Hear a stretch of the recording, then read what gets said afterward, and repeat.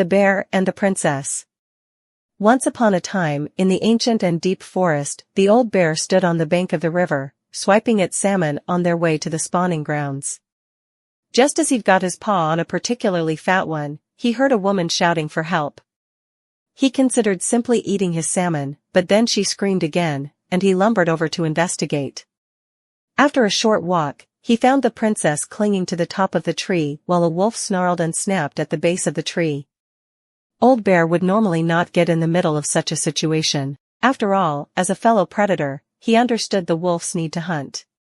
But when he saw the princess, he was struck by her beauty, and he knew he had to help. With a great roar, the bear heaved onto his hind legs, rising to his full height. The wolf snapped and snarled in his direction, but the bear roared again, and the wolf took off into the trees, tail between his legs.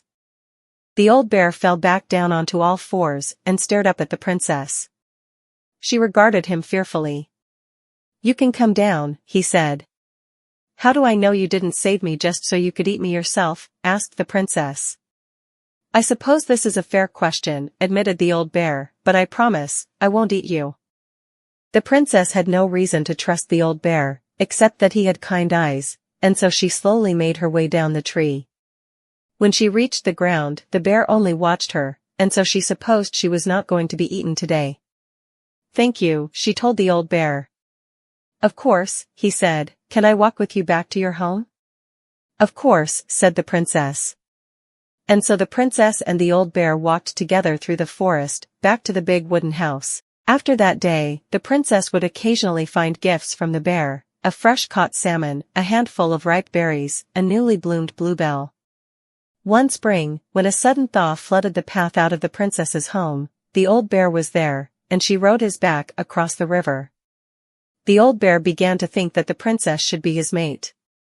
After all, she had no mate, and she needed one, and he could keep her warm, and provide her a much more suitable den, and catch fish for her, and protect her from wolves. She, in turn, would brush out his fur, and pick berries without smushing half of them, and scratch that one part of his back he couldn't reach, and with how she took care of the goblins, she would be an excellent mother for his cubs. One day, the old bear came with a ring of spruce and asked the princess to be his bride. "I'm sorry," said the princess, "you are a very good friend, and I appreciate all you've done for me, but I cannot marry you. You're a bear, I'm a princess, it would never work." The old bear was crushed. "Can we still be friends?" he asked. "We will always be friends," said the princess, "but I will never marry you."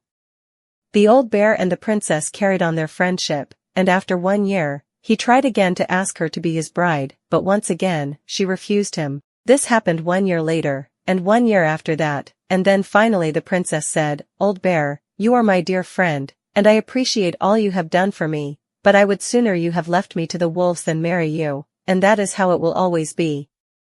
I have my hands full with the 2 goblins who live under my house, and they are all I need." That wounded the old bear deeply, but it was finally enough to stop his proposals. They remained friends, and he continued to give her gifts of fresh salmon and ripe berries and newly bloomed bluebells, but the old bear never again asked the princess to be his bride, much as he might have wanted to. And that is how the princess befriended the old bear, and how she refused him.